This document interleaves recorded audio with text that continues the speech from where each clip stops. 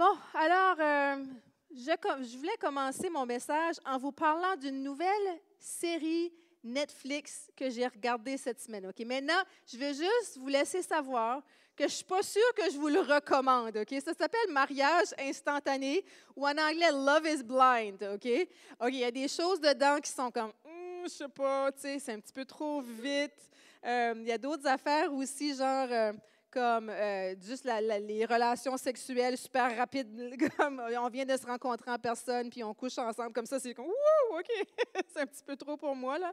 Mais il y a quelque chose dans le principe de cette émission-là qui est intéressante. En fait, il y a 15 femmes et 15 hommes, puis là, ils doivent se fréquenter ou avoir des conversations avec des gens, mais sans se voir. Comme ça, ils ont deux petites pièces adjacentes, puis il y a un mur entre les deux, puis ils se parlent l'un l'autre, puis ils apprennent à se connaître sans voir le physique. OK? Comme ça, love is blind, l'amour est aveugle. Et c'est mariage, ils appellent ça mariage instantané parce que, genre, en 40 jours, là, il y en a qui vont choisir de se marier. OK? C'est quand même assez rapide. Mais j'aime l'idée. J'ai vraiment plus aimé le début de l'émission où tu avais ces gens-là qui apprenaient à se connaître, puis la plupart d'entre eux, ils étaient comme genre, regarde, moi, je n'ai pas le temps de niaiser, là. Là, je ne te vois pas, puis je n'ai pas le temps d'être distrait par ta beauté ou ton gros nez, OK? Je veux savoir à propos de toi. C'est quoi tes valeurs? C'est quoi les choses que tu aimes? Comment tu veux vivre ta vie? C'est quoi tes ambitions dans la vie? Est-ce que tu veux des enfants? Est-ce que tu ne veux pas des enfants? Comment vite? Alors, c'est des questions qu'on se pose au début d'une relation ou qu'on devrait se poser au début d'une relation. Puis, je trouve ça beau que les gens étaient intentionnels. Comment tu fais pour aller voir le cœur de la personne en discutant avec eux? Puis, ça me rappelle un peu le début de notre relation à moi puis David. En fait, on s'est posé tout plein de questions, OK? C'était genre comme, qu'est-ce que tu penses à propos de ça? Tu veux-tu des enfants? Toutes ces belles questions-là. On dirait que nous, on avait 29, 27 ans quand on s'est mariés, puis on ne voulait plus niaiser avec le mariage. Genre, je veux savoir si tu es la personne pour moi ou pas. Puis, tu sais, comme, je veux savoir si tu es une bonne personne. Non seulement ça, mais si nos valeurs s'alignent. OK? Puis là, une question que David me pose, c'est dit, je te propose un budget hypothétique, OK? Si tu avais, je ne sais pas si c'était 2000 pièces ou 3000 pièces par mois, comment tu dépenserais ton argent? Puis là, je suis comme, OK, ben OK, je vais essayer de diviser ça, puis là, voici sur quoi je dépenserais. Puis, j'ai passé le test théorique en tout cas. Le test théorique, je l'ai passé, OK? Parce que, dans le fond, il me posait la question parce qu'il voulait savoir mes valeurs. Parce que la façon qu'on dépense notre argent reflète nos valeurs.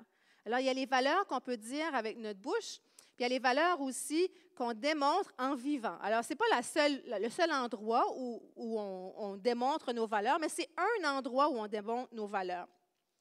Comme ça, aujourd'hui, je voulais vous parler, j'ai intitulé ce message « Ancré dans mes finances ». Et parce qu'on fait une série sur « Ancré dans la parole ». Alors, qu'est-ce que la parole de Dieu, qu'est-ce que la Bible a à dire au sujet de ces différentes affaires-là? C'est vraiment intéressant parce que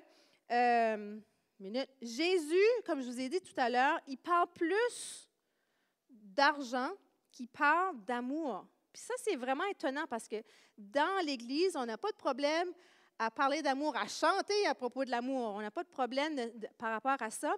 Mais Jésus, il savait que la façon qu'on gère notre argent, ça reflète un peu notre cœur.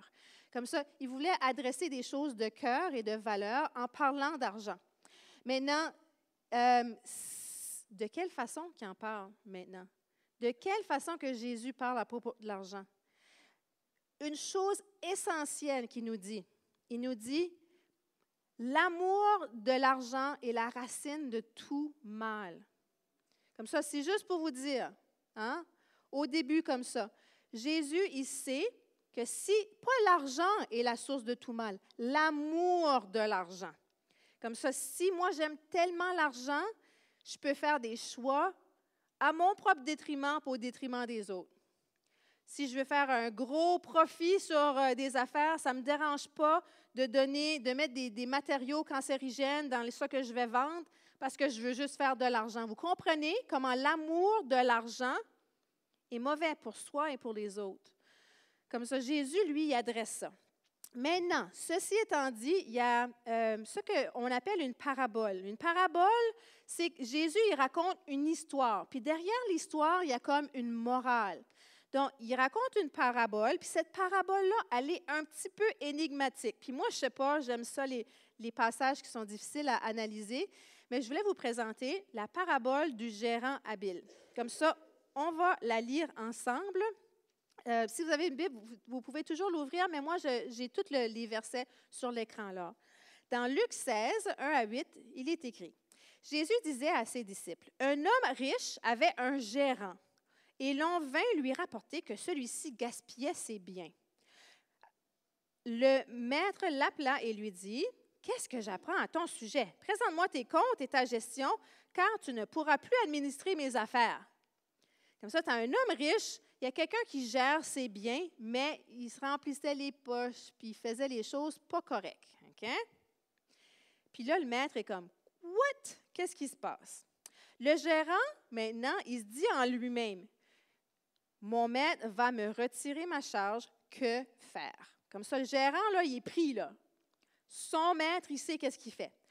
Puis il dit, « Je ne suis pas assez fort pour travailler et j'aurais honte de mendier. » Parce que lui, il n'y aura plus de job après ça ici, OK? Comme ça, il dit, « Qu'est-ce que je peux faire pour m'en sortir? » Ah, je sais ce que je vais faire. Et quand j'aurai perdu ma place, des gens me recevront chez eux. OK, ça, c'est son but. Il dit, je vais faire une décision parce que je veux que ces gens-là, qu'ils soient pour moi. OK? Il fit alors venir venir un à un tous ceux qui devaient quelque chose à son maître. Il dit au premier, « Combien dois-tu à mon maître? » 100 tonneaux d'huile, lui répondit. Le gérant lui dit, « Voici ton compte. Vite, assis-toi et note 50. » OK, comme ça, l'autre, il doit 100 tonneaux, puis il va juste remettre 50 parce que le gérant aura écrit 50 dessus. OK? Puis il dit à l'autre, « Et toi, combien dois-tu? » 100 sacs de blé, répondit-il. Le gérant lui dit, « Voici ton compte, à 80, OK? On ne s'en fait pas. » OK. Il fit venir chacun des débiteurs de son maître et dit au premier, « Combien dois-tu? » OK, j'ai déjà lu ça. Il est déjà là. Et comme ça, vous voyez le concept. Les autres avaient une dette, puis lui, comme gérant, il a baissé la dette. OK, mais il n'avait pas le droit. Ce n'est pas son argent, ce n'est pas ses affaires. Comment vous pensez que le maître a réagi? Parce que c'est ses affaires. Il dit, « Eh bien, le maître le félicita. » What? OK, pourquoi Jésus est en train de dire ça, là? Parce que, de toute évidence, c'est malhonnête, là, son affaire. OK? Et c'est là que ça devient difficile à analyser ce verset-là. En effet, les gens de ce monde sont bien plus habiles dans leur rapport les uns avec les autres que les gens qui appartiennent à la lumière. Comme ça, il est en train de dire, il y a des gens malhonnêtes qui sont très habiles à être malhonnêtes. Combien ici ont déjà eu quelqu'un qui a essayé de faire de la fraude, que ce soit par courriel ou par téléphone? Hein? Les gens sont bien habiles à vouloir nous frauder de l'argent, OK? Puis on va se dire tout de suite, ça c'est l'amour de l'argent, puis c'est pas correct, OK? Comme ça, essentiellement, ça que ce passage-là nous dit, aussi habile que les gens sont pour être malhonnêtes, pour pouvoir vous voler, si on est enfant de lumière puis on veut faire des bons choix pour nous, pour le monde et pour Dieu, on devrait agir de façon habile aussi. OK? Maintenant, à quoi ça peut ressembler? Il dit quelqu'un qui va être prudent avec qu'est-ce qu'il a, mais aussi qui va utiliser ses biens de façon stratégique. Comme ça, regardons un petit peu qu'est-ce que Jésus veut dire avec ça. Comment on peut être habile? Maintenant, ici, il est question d'argent ou de biens, parce que là, dans ce temps-là, c'était beaucoup plus genre comme du blé, de l'huile. C'était pas de l'argent cash autant, là, genre, mais c'est genre comment on gère ce que l'on a. Parce que la façon de gérer ce que l'on a, ça reflète notre cœur et nos valeurs réelles, profondes. Alors voilà, le mot gérant, en passant dans ce passage-là, c'est oikomonos, puis ça, nomos, pardon, et ça, c'est vraiment quelqu'un qui gère, oiko, c'est maison, c'est quelqu'un qui gère les biens d'une maison. Maintenant, lui, il l'avait fait de façon tout à fait malhonnête. Jésus, quand il le loue, là, pas Jésus, mais quand Jésus raconte cette histoire-là, puis le maître est comme « Wow, good job », il n'est pas en train de dire « Bravo, tu as été malhonnête ». Il dit « Non, il a été habile avec ça qu'il avait à portée de main. Okay? » Comme ça, la distinction est vraiment importante. Puis jamais dans la Bible, est-ce que ça dit que c'est correct de voler? En fait, ça fait partie des 10 commandements qu'on n'est pas supposé de voler. OK? Alors, c'est très clair, des choses ou peu importe. Comme ça, c'est très clair. Mais Dieu nous demande d'être fidèles avec ce qu'il nous donne. La Bible nous dit aussi que tout ce qu'on a, c'est un cadeau de Dieu, en fait. Je veux dire, les plus belles choses comme notre mariage, nos enfants, notre famille et notre travail, mais aussi l'argent qu'il nous donne, les biens qu'il nous donne, les talents qu'il nous donne, le temps qu'il nous donne, la vie qu'il nous donne, le souffle qu'il nous donne. Comme ça, c'est des choses que Dieu nous demande de bien gérer. Maintenant, comment est-ce qu'on gère ces choses-là habilement et dans quel but? Parce qu'on sait qu'on ne s'en va pas dans le but malhonnête, là. On s'en va dans le but comment le faire habilement pour Dieu puis pour le bien des autres autour de nous. Eh bien, il y a un autre verset un peu plus loin après notre passage que je viens de lire qui souligne vraiment l'importance d'être fidèle dans les petites choses. C'est-à-dire que Dieu, il va nous confier des petites choses, puis nous, on doit bien utiliser ce que l'on a. C'est-à-dire, si Dieu nous donne un certain salaire, quand on est étudiant, on doit apprendre à gérer ce salaire-là quand on est étudiant. Puis quand on est plus vieux, on va savoir comment on va continuer dans ces bonnes habitudes-là et Dieu va nous confier plus. Ça va par rapport à tout plein de choses.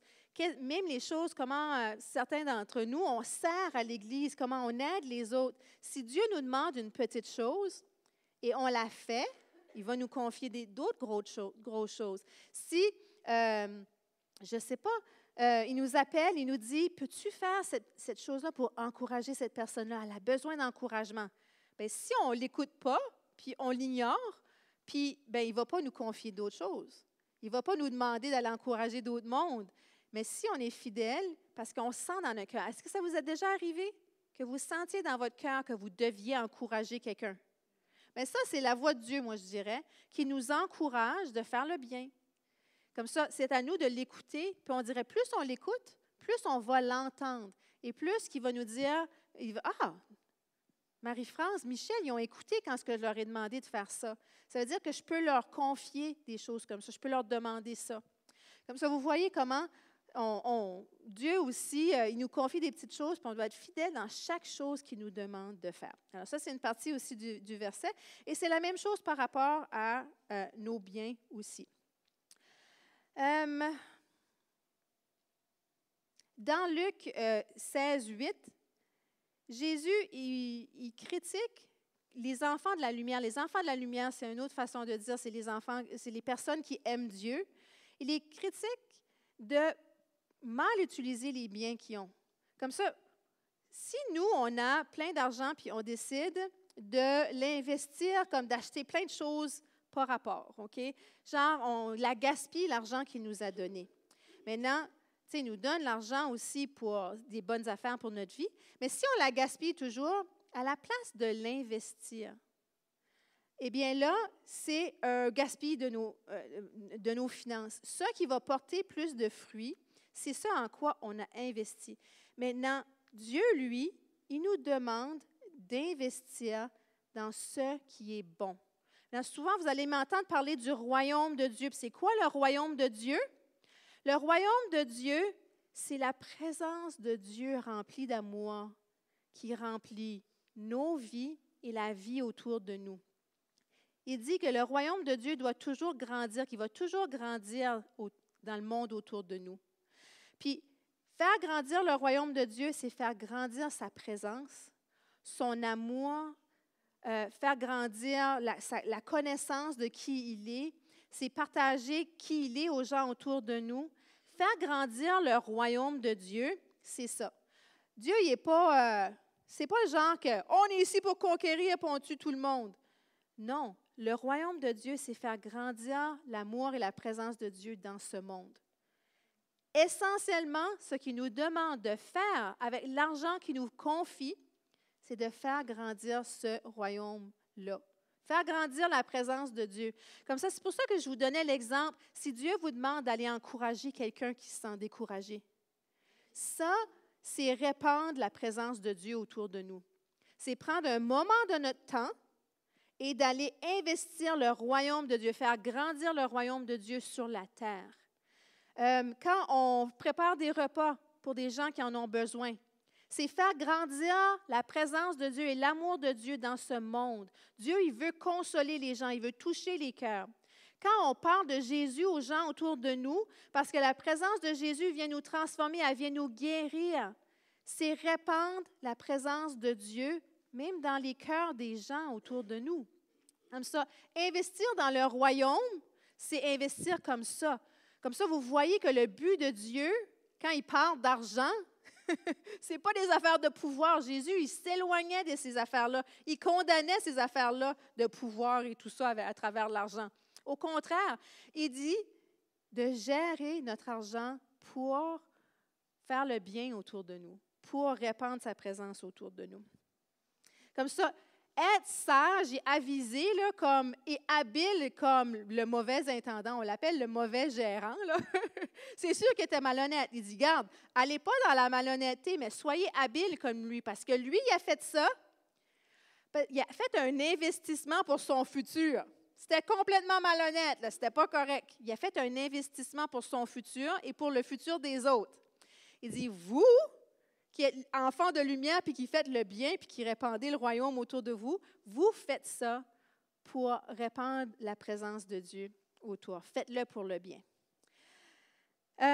Autre chose, je vais vous dire, le passage juste avant cette parabole-là, ça parle du mouton perdu, de la pièce perdue et du fils prodigue qu'on appelle aussi le fils perdu. Puis je vais vous dire, quand Dieu nous demande d'investir, de bien dépenser nos dons et nos talents et notre argent, c'est en priorité pour que les gens autour de nous qui ont besoin de Jésus-Christ puissent apprendre à connaître Jésus. Moi, je suis extrêmement reconnaissante pour ceux qui m'ont parlé de Jésus. Parce que je veux juste vous dire sincèrement, j'étais tellement creux. Lorsque j'ai rencontré Jésus, j'avais tellement mal que c'est 100% certain, je suis certaine que je me serais enlevé la vie par asteur. Si ce n'était pas de la présence de Jésus, puis son amour qui m'a révélé, puis que savoir qu'il est mort sur la croix pour moi, puis tout ce fardeau-là de mes péchés que je sentais, puis je parle du fardeau de mes propres péchés, mais le fardeau des péchés que les gens m'avaient fait à moi. Jésus est venu mourir sur la croix pour enlever ce poids-là sur mes épaules. Il est venu pour mourir pour moi, pour me donner la vie abondante et pour nous tous. C'est tellement un beau message, c'est tellement quelque chose de merveilleux. Je suis tellement reconnaissante que quelqu'un ait pris le temps de m'en parler. Parce que c'est la chose la plus riche et la plus belle de ma vie. OK? Je ne peux pas exprimer à quel point je suis maintenant remplie d'amour et d'espoir en Jésus à cause de ça qu'il a fait pour moi. Maintenant, je sais, je vois des têtes qui font parce qu'on a ressenti cette chose-là aussi. Maintenant, je vais vous dire, il y a des gens ici qui n'ont pas ressenti ça, sentez-vous à l'aise de venir nous en parler. Sentez-vous à l'aise de faire cette prière-là. Puis je vais juste vous dire, moi, là, c'était bien simple. J'ai juste demandé à Dieu, j'ai dit, Dieu, si tu penses que tu peux faire quelque chose avec moi, puis j'ai même dit avec une amanchure comme moi, OK? OK? Vas-y. OK? Puis vraiment, c'était vraiment comme ça que je chantais. Je chantais que j'étais une plus que rien. Puis Jésus est venu me dire que non, je suis. aimée et je suis spéciale à ses yeux. Puis il voulait déverser la vie en moi. Et c'est la même chose qu'il veut faire avec chacun d'entre vous. Donc, c'est ça. Excuse, je décolle sur ma tangente, mais pour parler de ce que Jésus a fait, c'est un trésor qu'on a qui est précieux. On ne peut pas le garder à nous-mêmes. Comme ça, n'oubliez pas que le contexte du passage dont je vous parle, juste avant, ça parle d'âmes qui ne connaissent pas Dieu. Comme nous, on a tous été sans lui. Je vous raconte une petite anecdote. Bien, il y a deux choses que je veux vous raconter. Deux exemples que je veux vous donner. Comment on peut utiliser nos biens pour répandre la bonté autour de nous, OK? Bien, je vais vous dire quelque chose de bien drôle que Marie-Claudine m'a raconté. Le dimanche soir, on a un groupe alpha, comme plusieurs d'entre vous, vous savez. Comme ça, il y a Marie qui prépare plein de repas. Ça, c'est un investissement de temps d'argent. Il y a l'Église aussi qui donne de l'argent pour ces repas-là. C'est une joie pour nous parce qu'on veut recevoir les gens pour qu'ils puissent se poser des questions. OK? Qu'on puisse poser nos questions par rapport à Dieu. Puis là, Marie m'a dit que ma contribution pour ce groupe alpha-là, c'était de la crème glacée. OK? J'ai acheté de la crème glacée, j'ai acheté toutes les sauces pour mettre dessus. OK? Puis, Marie m'a dit que la semaine dernière, quand ils ont dit qu'il y avait de la crème glacée, les gens ont commencé à applaudir. « Yeah, la crème glacée! » Tu sais, des petits M&M puis tout ça pour mettre dessus. Pour moi, tu sais, dépenser de l'argent sur de la crème glacée, c'était pour qu'on ait un plaisir à être ensemble. C'est une petite minime façon d'investir, de faire quelque chose de bon qui porte des fruits. Les gens se sentent accueillis, ils sont comme « Yes, la crème glacée, des M&M's! » Je ne sais plus s'il en reste plus, dites-moi, j'en achèterai d'autres. Il en reste... Ah, OK, il va falloir d'autres M&M. Comme ça, tu vois, c'est quelque chose de minime, mais c'est un petit investissement pour répandre la bonté et la joie autour. Puis un autre exemple que je voulais vous partager. Moi, je ne vais pas me dire peintre nécessairement, je ne suis pas comme professionnelle, mais j'aime peinturer. Puis je ne sais pas pourquoi, dès le début, j'ai voulu peindre des visages. Puis j'ai fait des portraits parce que je me dis, qu'est-ce qu'il y a de plus spécial que peindre le visage de quelqu'un qu'on aime? Puis, à un moment donné, de temps en temps, Dieu me dit, peux-tu peindre ce portrait-là pour cette personne-là? Comme ça, que ce soit une personne en deuil. Des fois, c'est des gens que je connais à peine ou que je ne connais pas du tout. Des fois, ce sont des amis. Puis, je vais peindre un portrait de la personne qu'ils aiment. Ou, tu sais, un portrait d'eux-mêmes aussi. J'ai déjà fait ça. Puis, je sens vraiment que c'est à cause que Dieu veut dire à l'autre personne à quel point ils sont spéciaux. Puis, c'est un cadeau parce que, je veux dire, moi, mon mari va vous dire, j'ai les goûts riches, mais on n'a pas le budget, OK? Puis j'aime donner de façon extravagante. Comme ça, moi, je me dis, bon, j'ai passé un 8, 10, 20 heures sur une toile, mais c'est un cadeau extravagant par rapport à mon temps que j'offre aux gens. Puis c'est très rare sont les personnes qui ont un portrait d'eux-mêmes ou de quelqu'un qu'ils aiment. Comme ça, souvent, le Seigneur va mettre ça sur mon cœur, puis je sens des fois que c'est même pour que les gens puissent ouvrir leur cœur à recevoir l'amour de Dieu. Bien souvent, c'est juste comme un don spécial pour dire, tu es mon ami, je t'aime assez pour faire ça pour toi. Sache que ma motivation, c'est l'amour de Dieu, puis sache que tu es aimé.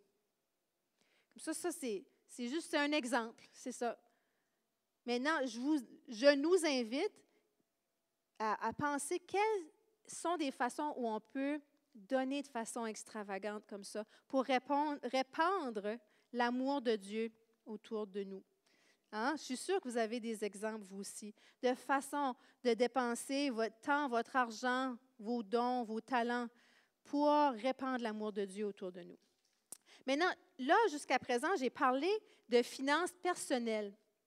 Mais il y a aussi, parlons des finances de l'Église. Puis on va avoir une réunion d'affaires après. C'est genre comme, comment est-ce que l'Église, maintenant, ces dons-là que les gens ont donnés, c'est précieux, comment on peut gérer les finances pour rendre gloire à Dieu et répandre son amour dans notre assemblée, parmi les gens ici, mais en dehors de nos murs.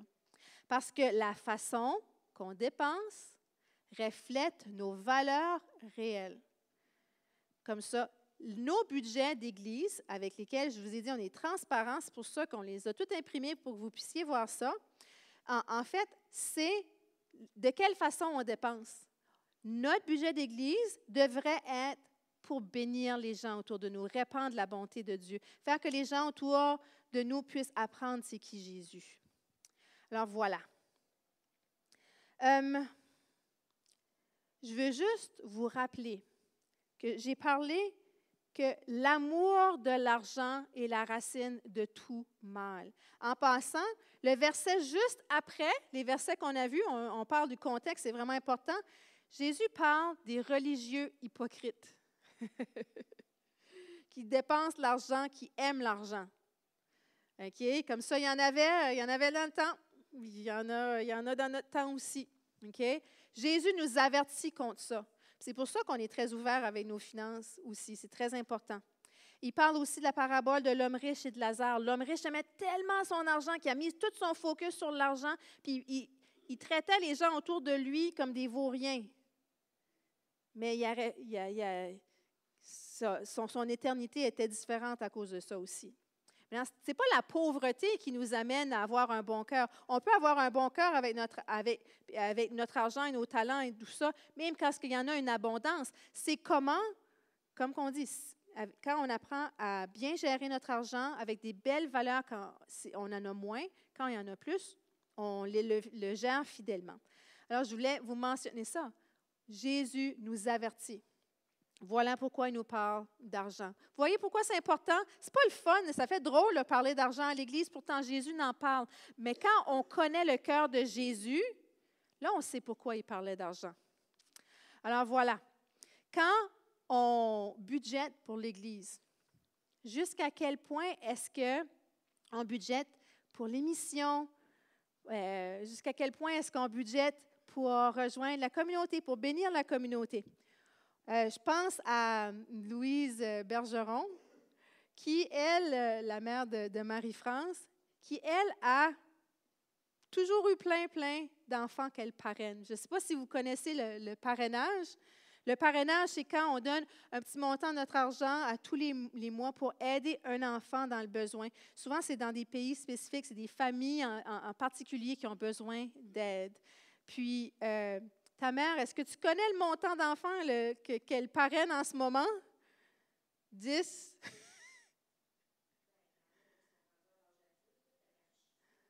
Uh-huh.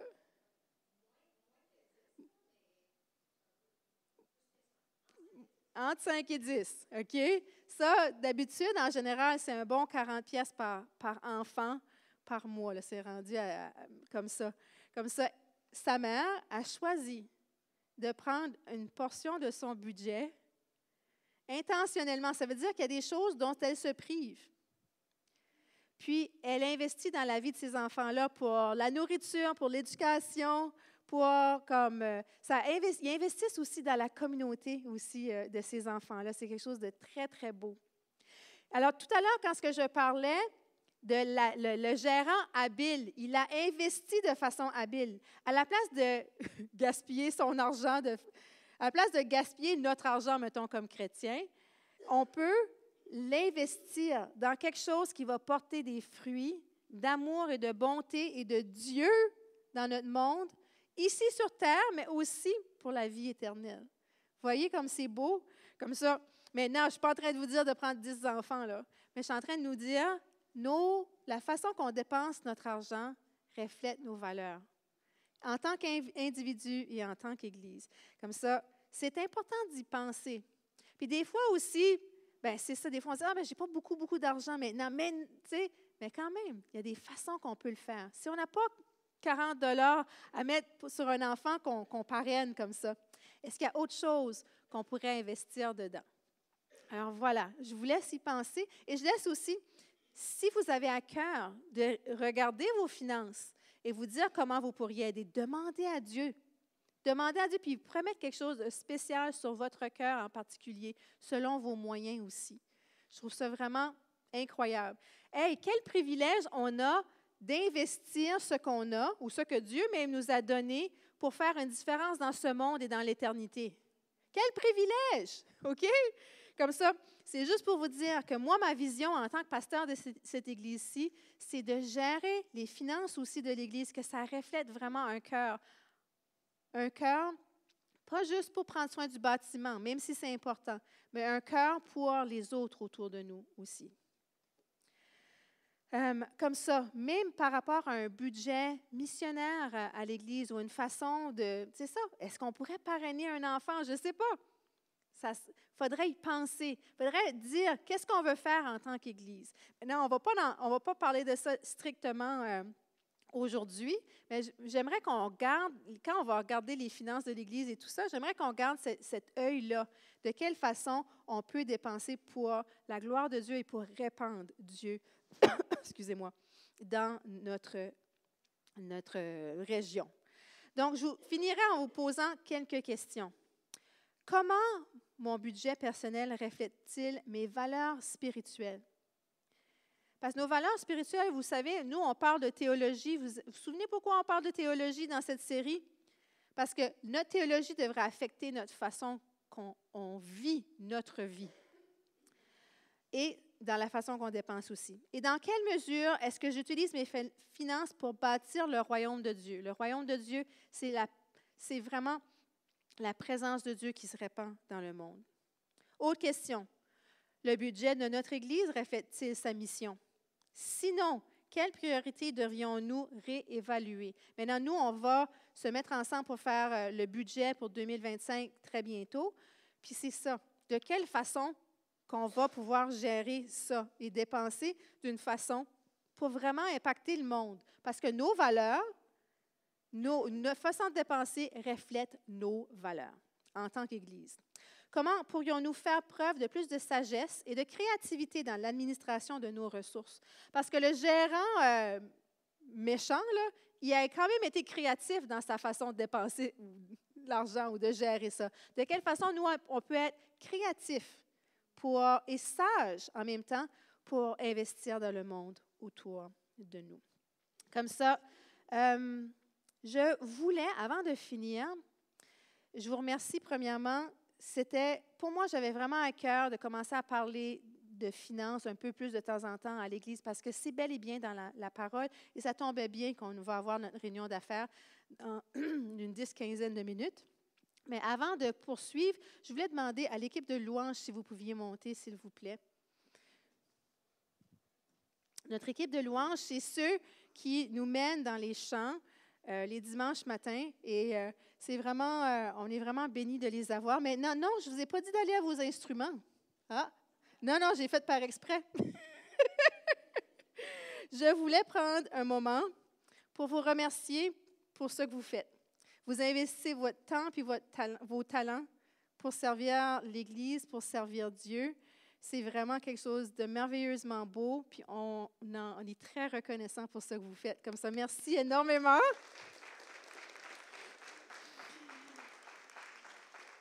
Puis pour nous, c'est aussi très important, pour moi en tant que pasteur, en tout cas, c'est très important de développer une culture de l'honneur et de générosité.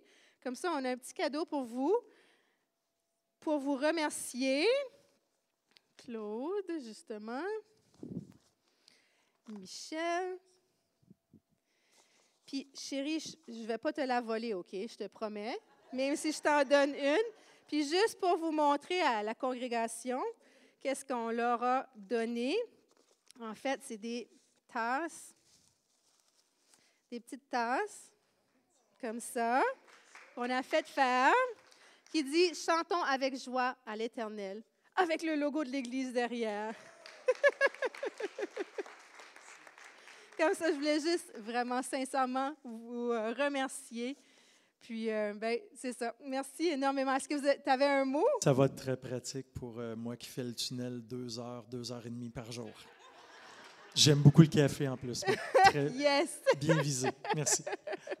Bon, parfait. Comme ça, on va prendre une petite pause, mais vraiment, merci. Merci à notre équipe. Je t'aime.